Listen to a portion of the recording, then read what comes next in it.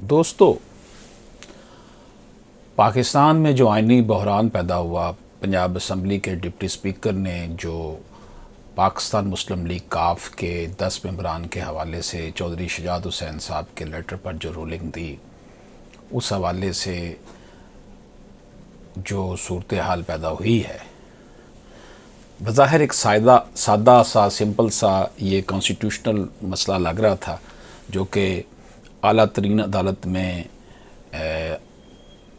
खुश उसलूबी से सॉल्व हो सकता था, लेकिन एक सियासी इक़्तिदार की जंग और धींगा मुश्ती की वजह से पाकिस्तान के एक अहम तरीन रियासती अदारा जो है ना, उसे मुतनाज़ा बनना पड़ रहा है।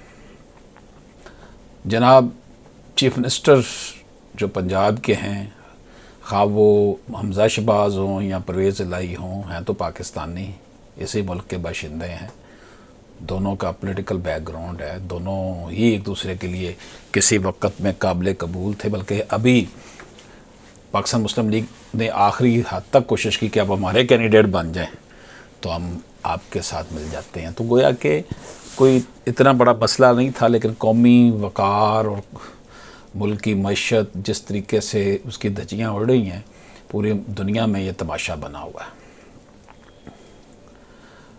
मुख्तलिफ़ दरख्वास्तें जो सुप्रीम कोर्ट में डिप्टी स्पीकर की रूलिंग के हवाले से दायर की गई, और इस दौरान हुकूमत और उसके इत्तेहादियों ने ये जो 3 मेंबर्स बेंच था सुप्रीम कोर्ट का ऑनरेबल का, उसके ऊपर गैर जानबदारी का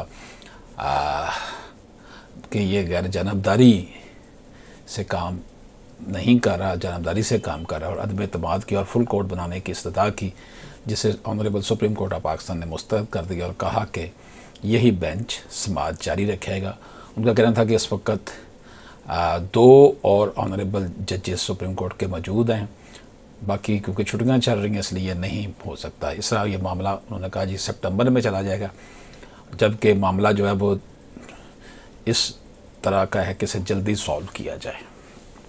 तो दोस्तों,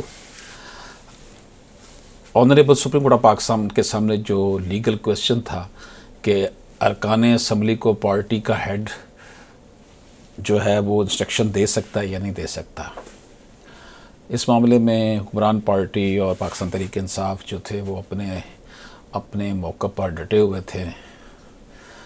पाकिस्तान डेमोक्रेटिक मूवमेंट के सरबराह मौलाना फजल रहमान ने फुल कोर्ट की तश्कील का मुतालबा मुस्तरद होने पर अदालती बायकाट का ऐलान कर दिया।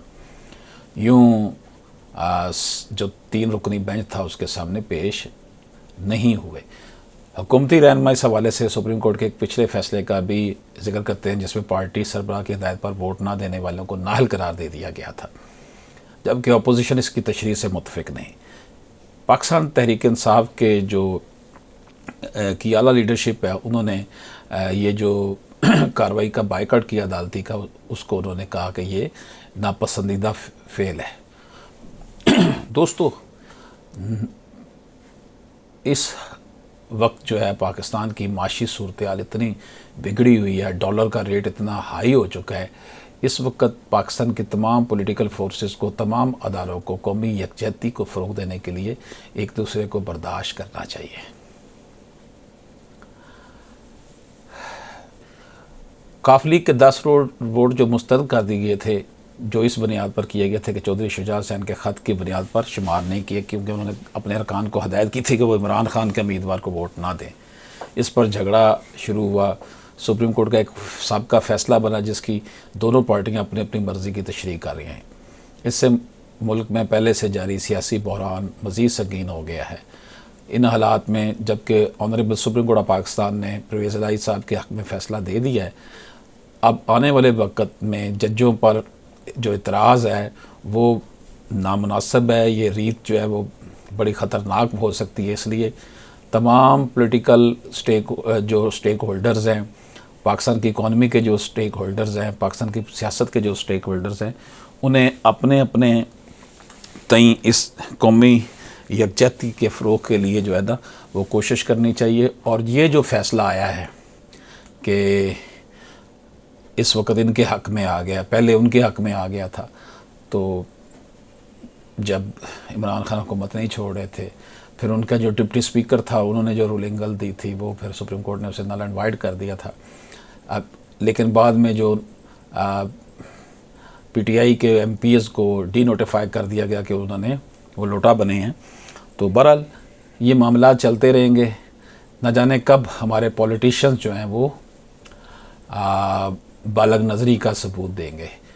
पार्टी कोई भी हो, सबसे पहले हमारा मुल्क हमारा है। पाकिस्तान जिंदाबाद।